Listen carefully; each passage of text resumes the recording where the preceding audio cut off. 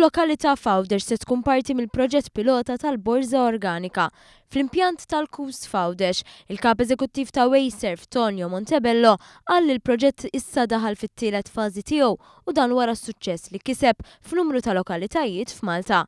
Dan il-proġett s'issa huwa maqsum fi 3 fażijiet. L-ewwel fażi bdiet f'Ottubru tal-2015 li kienet tinkludi 5 lokalitajiet ġewwa Malta.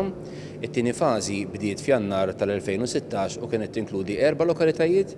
Issa wasalna għat-tielet fażi ta' dan il-proġett pilota li se tenkompassja Fawdex kollu. Bil-Borża Organika nirreferu għall-iskart li jiġi mill-ikel u permezz tal-Borża Organika dan jgħaddi biex ikun trattat u minnu tkun iġġenerata l-enerġija minflok jintrema. Montebello spjega li l-ħsieb tal-proġett hu li jkun hemm użu tal-iskart organiku. L-għan ta' dan il-proġett huwa li l-iskart organiku jinġabbar b'mod separat biex flok jispiċċa fil-landfills ġewwa Malta, jispiċċa ġol impjant tal-Malta Nord f'Malta, hemmhekk jiġi trattat u minnu jiġi ġenerat l-enerġija permezz tal-biogas.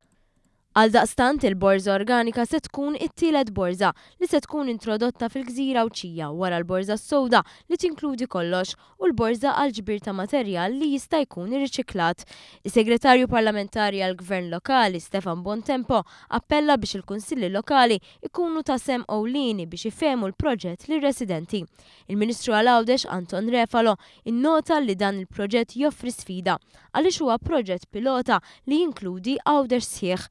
Tenna li hemm bżonn ta' kampanja edukattiva li tħeġġeġ il-parteċipazzjoni ta' kull ċittadin.